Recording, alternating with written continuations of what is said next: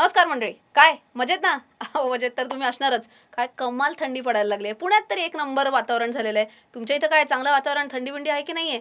बरं, थंडी म्हणली की काहीतरी असं छान गरम-गरम खावंसं वाटतं नाही? काय निकितातलं काय खावंसं वाटतं? मॅगी. मॅगी? तुला? तुला पण मॅगी? अरे काय हे म्हणजे सारखं मॅगीच खायचंय. काय पण मॅगी कुठली कंपनी बनवते? निकिता तूच सांग. मॅगी. वाह! क्या बात आहे. मॅगी कंपनी मॅगीच बनवणार, अजून कोण बनवणार? असं नसतं. आज आपण शिकणार आहोत की ती सध्या काय करते. ॲनिमेशन टीम किती चुका करणार आहोत. ती म्हणजे ती कंपनी सध्या काय करते. सो आज आपण कोणती कंपनी नक्की मॅगी हा ब्रँड ओन करते आणि फक्त मॅगीच का अनेक अशा वेगळ्या वेगळ्या नावाजलेल्या ब्रँड्स याच कंपनीशी निगडीत आहेत, हे सगळं आज आपण आजच्या व्हिडिओमध्ये बघणार आहोत. आणि ही एक सिरीज म्हणूनच करायचं डोक्यात आलेलं आहे की वेगळ्या वेगळ्या कंपन्या घ्यायच्या ज्या तुम्हाला सगळ्यांना माहिती आहेत अशा. पण अनेक वेळेला असं होऊ शकतं की कंपनीचं नाव माहिती आहे, एखादा ब्रँड माहिती आहे, पण या कंपनीचा हा ब्रँड आहे हे कनेक्शन माहीत नाही आहे. म्हणून हेच आपण या सिरीजमध्ये करणार आहोत. आजचा व्हिडिओ कसा वाटतोय हे नक्की सांगा आणि लाईक बटन तर हाणायला विसरायचं नाहीच आहे. तुमचं पेशन्स जास्ती टेस्ट नाही करत, पटकन कंपनीचं नाव सांगते. कंपनीचं नाव आहे नेस्ले इंडिया लिमिटेड. आता नेस्ले या ब्रँडशी आपला संबंध कधीपासून आला तर भारताचा संबंध नेस्ले या ब्रँडशी 1912 सालापासून आहे, जेव्हा Nestle Anglo Swiss condensed milk company export limited या कंपनीकडनं भारत आपण इम्पोर्ट म्हणजे आयात करायचो दूध आणि त्याच्याशी रिलेटेड उत्पादनं मेनली. ओके. पण जेव्हा स्वातंत्र्य मिळालं भारताला तेव्हा सरकारने सांगितलं आपल्याला दुधाशी रिलेटेड उत्पादनं भारतातच बनवायची आहेत आणि म्हणून 1961 साली नेस्लेनी मोगा पंजाब इथे त्यांचा पहिला कारखाना सुरू केला. आता नेस्ले म्हटल्यावर तुमच्या डोळ्यासमोर कदाचित ही इमेज येत असेल आणि त्यांचा लोगो आहे हा. तिथं काय लिहिलं बघा, गुड फूड गुड लाईफ. आता गुड फूड म्हटल्यावर आपल्याला असं वाटेल अरे वा खूप न्यूट्रिशियस आहे, एकदम आपल्या तब्येतीसाठी चांगले प्रोडक्ट्स आहेत गुड फूड म्हटलं ना. आणि प्रोडक्ट्स कोणकोणती आहेत बघा, मॅगी, किटकॅट, मंच आणि भरपूर दिसत आहेत, चित्र दिसत आहेत तुम्हाला. आता हे तुम्ही तुमचं ठरवायचं आहे की हे खाद्यपदार्थ जे आहेत, हे फूड जे आहे हे आपल्याला खरंच चांगलं आहे का नाही आहे. मी काही हेल्थ एक्सपर्ट नाही आहे, मी काही न्यूट्रिशनिस्ट नाही आहे, पण प्रत्येकाला तेवढी आपल्याला आहे बुद्धी. त्याच्यामुळे प्रत्येकाने हे सगळे जे जंक फूड कॅटेगरीमध्ये बरेचसे आयटम जे येतात ते कितपत खावे हे प्रत्येकाने स्वतःवर नियंत्रण ठेवायचं आहे आणि प्रत्येकाने ते ठरवायचं आहे. पण नियंत्रण खरंच आहे का या प्रोडक्ट्सवरती? किती विक्री होती ह्याचा काही अंदाज आहे? सांगू. जर आपण पहिलं उदाहरण घेतलं नेसकॅफे सनराईज, नेसकॅफे अगेन, तर याचे 12 बिलियन कप्स वर्षाला विकले जातात. ओके, 12 बिलियन म्हणजे माहिती आहे 1200 करोड कप कॉफीचे, नेस्ले कॉफीचे विकले जातात. जर मी मॅगी, एक केक मॅगीचं म्हणलं तर 5 बिलियन कपकेक्स ऑफ मॅगी विकले जातात. 5 बिलियन म्हणजे 500 करोड एवढे मॅगीचे एवढे केक्स विकले जातात. किटकॅट म्हणलं तर 3300 मिलियन फिंगर्स म्हणजे जवळजवळ 330 कोटी फिंगर्स विकले जातात एक सिंगल किटकॅटचं. मंच म्हटलं तर 220 मिलियन युनिट्स म्हणजेच 220 करोड मंच विकले जातात. आणि हे जर तुम्ही नेस्ले मिल्कमेड म्हणून जर बघितलं असेल तर याचे 29 मिलियन टिन्स अर्थात 2.9 कोटी टिन्स विकले जातात. आता तुम्ही म्हणाल बाप रे, एवढं कन्झम्पशन होतं या सगळ्या प्रोडक्ट्सचं. आणि एवढं जर कन्झम्पशन होत असेल तर यांची काय नंबर 1 आहे का, या स्पेसमध्ये तर नंबर 1 आहेत का? तर त्याच्यासाठी हा चार्ट बघा. तुम्हाला दिसेल की एकच इथे तुम्हाला केचप्स आणि सॉस वगळता बाकी सगळ्या कॅटेगरीमध्ये, म्हणजे कदाचित तुम्ही नावं सगळ्यांनी ऐकली पण असेल, सेरेलॅक म्हणा, लॅक्टोजन नॅन म्हणा, किंवा एव्हरीडे ते मिल्क क्रीमर जे येतं ते, किंवा मॅगी म्हणा, किंवा तुम्ही इन्स्टंट पास्ता म्हणा, किटकॅट म्हणा, मिल्की बार, मंच, नेसकॅफे, या सगळ्या ठिकाणी नेस्ले इंडियाची नंबर 1 पोझिशन आहे. सो तसं म्हणलं तर त्यांचा तगडा सेल आहे का? तर नक्कीच आहे. आत्तापर्यंत तुम्हाला कळालं असेल की हे जे प्रोडक्ट्स आत्ता आपण डिस्कस केले ना, किटकॅट, मंच, मिल्की बार, नेसकॅफे, मॅगी, सेरेलॅक, हे आपल्याला वेगळी वेगळी नावं म्हणून माहिती आहेत. पण आज हेही कळालं की हे सगळे एकाच कंपनीचे आहेत आणि ती कंपनी काय आहे?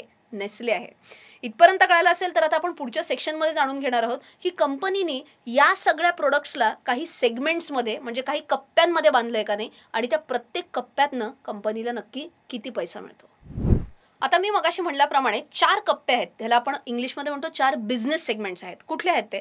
तर पहिला आहे prepared dishes and cooking aids, दुसरा आहे मिल्क प्रोडक्ट्स अँड न्यूट्रिशन, तिसरा आहे कन्फेक्शनरी आणि चौथा आहे पावडर्ड अँड लिक्विड बेवरेजेस. आता कदाचित जर तुम्हाला हे वाचून असं वाटलं असेल की बापरे म्हणजे काय, सांगणार एक एक करत आपण सांगणार आहोत. ओके, आधी आपण बघू की या प्रत्येक कॅटेगरीमधनं कंपनीला जे टोटल उत्पन्न जे मिळतं, टोटल विक्री त्यांची जेवढी आहे त्या विक्रीतनं टक्केवारी कोणाकडून किती येतात. तर मिल्क अँड मिल्क प्रोडक्ट्स किंवा मिल्क प्रोडक्ट्स अँड न्यूट्रिशन जर म्हणलं तर कंपनीच्या टोटल विक्रीपैकी जवळजवळ 40.5% फक्त या कॅटेगरीमधनं मिळतात. 31.6% विक्रीचा भाग आहे प्रिपेड डिशेस अँड कुकिंग एड्समधनं. 16.8% मिळतात त्यांना कन्फेक्शनरीमधनं आणि 11.1% मिळतात त्यांना पावडर्ड अँड लिक्विड बेवरेजेसमधनं. पण तरीसुद्धा तुम्हाला असं वाटलं असेल आपण म्हणजे उदाहरणं द्या ना, देणार आहेत लगेचच. आता पहिली कॅटेगरी कुठली होती, तर पहिली कॅटेगरी होती मिल्क प्रोडक्ट्स अँड न्यूट्रिशनची. ओके, तर या कॅटेगरीमध्ये काय काय प्रोडक्ट्स येतात, तर हे सगळे प्रोडक्ट्स येतात. ओके, आता तुम्ही विचार कराल की या कंपनीचे या प्रोडक्ट्समध्ये एवढं वर्चस्व कसं काय. कारण तुम्हाला आठवत असेल तर मगाशी बरं ॲनिमेशन परत ती आणा ना, हां हीच. ओके, या तुम्हाला मगाशी जी मी तुम्हाला चार्ट दाखवला होता त्याच्यात तुम्हाला दिसेल की सेरेलॅकचा 96.5% मार्केट शेअर आहे. नंबर 1 आहे मान्य आहे मला, पण 96.5% मार्केट शेअर एवढा कसा काय. तर झालं असं होतं की जेव्हा आपण इन्फंट फूड म्हणतो, म्हणजे लहान बाळांना देणारे जे खाद्यपदार्थ जे असतात त्यांना त्यांचे जे प्रोडक्ट्स असतात बेसिकली त्याची जाहिरात करायला सरकारने बॅन आणला. ओके, आता तुम्ही म्हणाला काहीतरी काय सांगताय, ही जाहिरात आम्ही बघितलेली ऑलरेडी, पण ही जाहिरात ना 1990च्या दशकातली आहे. ओके, आत्ता 2003 साली मी तुम्हाला एक्झॅक्ट नाव सांगते त्याचं, regulation of production supply and distribution act 1992 आणि त्याचा अमेंडमेंट ॲक्ट पण आला 2003 साली, ज्याच्यात त्यांनी सांगितलं की बेबी फूड किंवा जे इन्फंट फूड जे काय असतं, अतिशय लहान बाळांना जे काय खाद्य दिलं जातं त्याची जाहिरात करता येणार नाही. आणि कदाचित म्हणूनच तुम्हाला आज तान्ह्या बाळांच्या फूडची जाहिरात तुम्हाला आज टीव्हीवर बघायला मिळणार नाही. आता जेव्हा ॲड्सच बंद झाल्यात, तर आता तुम्ही विचार करा, ज्या लोकांच्या डोक्यात ऑलरेडी सेरेलॅक बसलेला आहे ते कसं घालवणार आता. त्यांच्या कॉम्पिटिशनला आता जागाच नाही आहे ती मनातली जागा काढण्यासाठी आणि त्यांची स्वतःची जागा ग्राहकाच्या मनात बसवण्यासाठी. सो त्याच्यामुळे आपोआप त्यांना हा एक ॲडेड ॲडव्हान्टेज मिळालेला आहे. ओके, या सगळ्याच्या मागे कदाचित सरकारचं लॉजिक हेच होतं की आईचं जे दूध असतं ते सगळ्यात पोषक, ते सगळ्यात न्यूट्रिशियस असतं आणि म्हणून त्याला सबस्टिट्यूट होऊन न देणे म्हणून त्यांनी जाहिरातींवरती बॅन आणला असावा. आता हे झालं मिल्क प्रोडक्ट्स आणि न्यूट्रिशन कॅटेगरी. सेकंड कॅटेगरी कुठली होती, तर prepaid dishes and cooking aid. त्याच्यात काय काय येतं बघा, तर त्याच्यात या सगळ्या गोष्टी येतात. कदाचित जर तुम्ही हिमालय किंवा अशा कुठल्या डोंगराळ विभागात जेव्हा तुम्ही जाल तेव्हा तिकडे कायमच काय मिळतं, तर मॅगी मिळतं. बाकी कदाचित वरण भात नाही मिळणार, पण हे मॅगी नक्की मिळेल तुम्हाला. सो त्याच्यामुळेच ह्यांची लिडरशिप खूप आहे या प्रोडक्टमध्ये, खूप जास्त विक्री आहे. आणि एक निल्सन रिपोर्ट म्हणून एक पब्लिश झाला होता 2022मध्ये, ज्याच्यात त्यांनी सांगितलं होतं की सगळ्यात जास्त डिस्ट्रीब्युशन जे झालं ते मॅगीचं झालं यावर्षी आणि त्याच्यामुळेच त्यांची मार्केट लिडरशिपसुद्धा आहे. ही झाली दुसरी कॅटेगरी. तिसरी कॅटेगरी होती कन्फेक्शनरीची, त्याच्यात हे सगळे प्रोडक्ट्स येतात. आणि चौथी कॅटेगरी होती बेवरेजेसची, ज्याच्यात हे सगळे प्रोडक्ट्स येतात. दोन्हीमध्येही या कंपनीचे जे काही प्रोडक्ट्स आहेत ते खूप प्रसिद्ध आहेत आणि खूप नावाजलेले आहेत. आता एवढं सगळं तुम्हाला कळालं कुठल्या प्रोडक्टमधनं किंवा कुठल्या कप्प्यातनं किती पैसे मिळतात सगळं मान्य, पण कदाचित एक प्रश्न पडला असेल की एवढे सगळे वेगळे प्रोडक्ट्सला नेस्लेचं नाव का बरं नाही दिलं. एक उदाहरण म्हणून सांगते. जेव्हा आपण टाटाचं उदाहरण घेतो, आता नेस्लेचं 1-2 मिनिटं आपण उदाहरण बाजूला ठेवूयात. टाटाचं जेव्हा आपण उदाहरण घेतो तेव्हा आपण काय म्हणतो, Tata salt, Tata steel, Tata Motors, Tata technologies, Tata consultancy services, प्रत्येकाला टाटा येतच. आता ह्याला म्हणायचं फॅमिली नेम ब्रँडिंग. त्या परिवाराचं ब्रँडिंग होणं महत्त्वाचं असतं. पण एक वेगळ्या प्रकारचं ब्रँडिंग पण होऊ शकतं जिकडे एक नाव ठेवत नाहीत, प्रत्येक प्रोडक्टला मोठं केलं जातं. आणि जसं या कंपनीच्या बाबतीत आहे, ते असं नाही म्हणत नेस्ले नूडल्स, नेस्ले चॉकलेट असं नाही म्हणत. ते नेस्ले नूडल्सच्या ऐवजी त्यांनी काय केलं, मॅगी हा ब्रँड मोठा केला किंवा चॉकलेटच्या ऐवजी किटकॅट हा ब्रँड मोठा केला. लक्षात येत आहे तुम्हाला. आता तुम्हाला प्रश्न पडला असेल की हे नक्की का बरं केलं जातं. त्याच्यामागे मल्टिपल कारणं असू शकतात. मी काही मार्केटिंग ब्रँडिंग एक्सपर्ट नाही आहे, म्हणून मी माझ्या काही मित्रमैत्रिणींना विचारलं ज्यांची ह्याच्यात एक्सपर्टीज आहे आणि 2 कारणं त्यांनी मला प्रामुख्याने सांगितली. एक कारण म्हणजे जेव्हा तुम्ही वेगळ्या ग्राहकांना तुमचे प्रोडक्ट्स विकत असता तेव्हा त्यांची पैसे मोजण्याची क्षमता वेगळी असू शकते. सो एक वेगळ्या कंपनीचं उदाहरण देते. कंपनीचं नाव आहे HUL आणि HUL काय करते बघा, HUL हिंदुस्तान युनिलिव्हर लिमिटेड हे साबण विकतात, बरोबर. आता ते लाईफ बॉय पण विकतात आणि ते डव्ह पण विकतात. पण लाईफ बॉय कसं सर्वसामान्य वाटतं आणि आम्ही डव्ह वापरतो असं म्हणलं की लोक ते काय करतात, प्रीमियम जास्ती पैसे घेतात, बरोबर. आता तुम्ही लक्षात घ्या, साबण तर साबणच आहे, पण त्यांना जर वेगळे प्राइसिंग ठेवायचं असेल, वेगळ्या कन्झ्युमर्सला, वेगळ्या ग्राहकांपर्यंत पोहोचायचं असेल तर त्याच्यासाठी ही स्ट्रॅटेजी वापरू शकतात ते. ओके. आणि दुसरं एक त्याच्यामागे कारण असू शकतं की जर एखादा ब्रँडला काही धक्का पोचला, त्याच्या इमेजला धक्का पोचला, तर त्याची झळ इतर ब्रँड्सला लागायला नाही पाहिजे म्हणून सुद्धा वेगळं वेगळं ब्रँडिंग केलं जाऊ शकतं. तुम्हाला आठवत असेल तर 2015 साली मॅगीमध्ये लेड सापडलं होतं आणि त्याच्यामुळे मॅगीचा सेल झाला होता ड्रॉप, खालती गेला होता मॅगीचा सेल. पण आता तुम्ही विचार करा की जर नेस्ले नूडल्स असं असतं आणि नेस्ले चॉकलेट असतं आणि नेस्ले मिल्क प्रोडक्ट्स असतं तर सगळ्यांचा सेल ढप झाला असता. पण तसं झालं नाही, कारण अर्ध्या लोकांना माहितीच नव्हतं की हे सगळंच नेस्लेचं आहे. तुम्हाला विश्वास नाही बसत आहे? टेबल बघा, इथे तुम्हाला दिसेल की prepared dishes and cooking aid जे मॅगी या कप्प्यात बसतं तर 29,612 वरनं त्यांचं सेल डायरेक्ट कितीवर गेलं बघा, 13,141. हे सगळे आकडे अर्थात लाखांमध्ये आहे, सो 13,141 लाख. ओके, पण जर तुम्ही मिल्क प्रोडक्ट्स न्यूट्रिशन बघा ते 45,000 लाखांवरनं इनफॅक्ट थोडासा वाढलाच आहे, 46,000 लाख. बेव्हरेजेस पण साधारण तेवढेच आहे, चॉकलेट कन्फेक्शनरी पण साधारण तेवढेच आहे.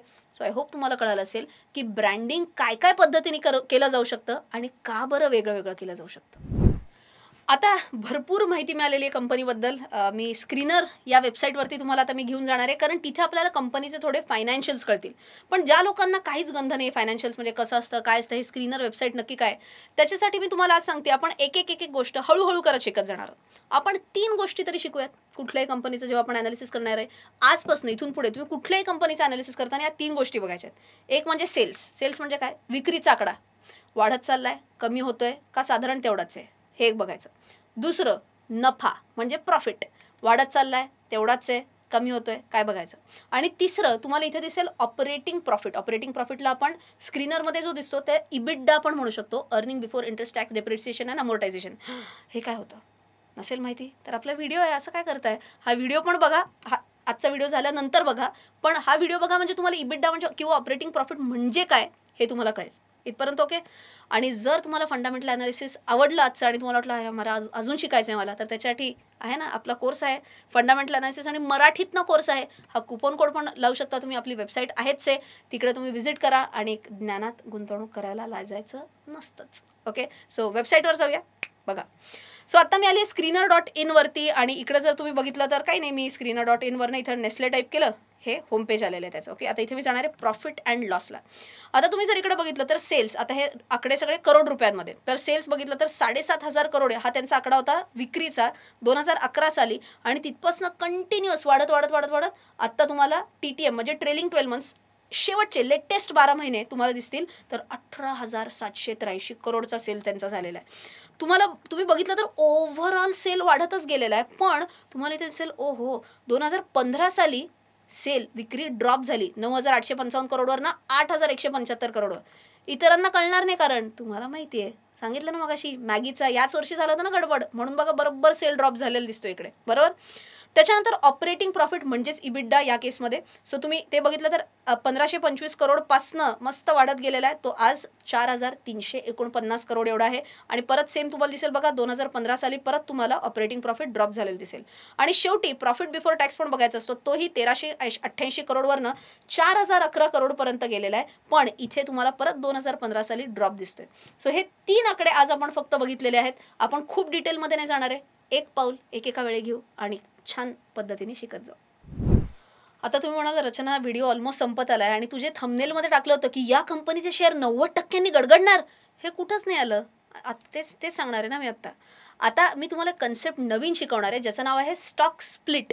ओके, म्हणजे आता काय होणार आहे हे मी तुम्हाला आधी सांगते, जेणेकरून तुम्हाला कळेल की 90% जरी हा स्टॉक गडगडणार असेल तरी काहीही बिघडणार नाही. ओके, म्हणजे काय तुम्हाला सिंपल सांगते. अज्युम करा की माझ्याकडे एका कंपनीचा एक शेअर आहे आणि ज्याची प्राइस 10 रुपये आहे. एक 10 रुपयाची नोट डोळ्यासमोर आणा. ओके, आता कंपनीने काय सांगितलं, 10 रुपयाचा एक शेअर जरी असला तरी आता आम्ही सांगणार आमचा शेअर 10 रुपयाचा नसणार आहे, आता इथून पुढे आमचा शेअर ना 1 रुपयाचा असणार आहे. आता मी काय म्हणेल, अहो काय चेष्टा करताय का काय, मी विकत घेतला तेव्हा 10 रुपये आणि तुम्ही काय 2-3 महिन्यांनी अचानक उठून सांगताय आता उद्यापासून किंवा आता अमुक दिवसांनंतर 1 रुपये होणार, असं कसं चालेल. सो कंपनी काय म्हणते, अहो काळजी नका करू, तुमचं मूल्य किती आहे, तर तुम्ही 10 रुपयाचा एक शेअर घेतलाय म्हणजे तुमची टोटल मूल्य किती आहे, 10 रुपये, बरोबर. कंपनी काय म्हणते, जरी आम्ही 10 वरनं 1 रुपयावरती जरी त्याचं मूल्य आणलं तरी आता आम्ही तुमच्याकडे जो एकच शेअर होता ना त्याच्या बदल्यात आम्ही तुम्हाला 10 शेअर देणार आहोत, म्हणून टोटल मूल्य किती झालं, 1 गुणिले 10 म्हणजेच 10 झालं. सो बघा, जरी शेअरची प्राइस 10 वरनं 1 वर आली म्हणजेच 90% गडगडला ना. ज्यांचं गणित चांगलं नाही ते म्हणतील अच्छा 90% होतात का, करा कॅल्क्युलेट करून बघा. ओके, सो 10चं 1 म्हणजे 90%नी पडलं. सो हे जरी झालं तरी तुमच्या मूळ व्हॅल्यूला धक्का बसत नाही, कारण मी म्हटलं तसं ज्याला आपण गुणाकार करणार आहोत नंबर ऑफ शेअर्स ते मात्र तेवढ्यानी वाढतात. इथपर्यंत ओके.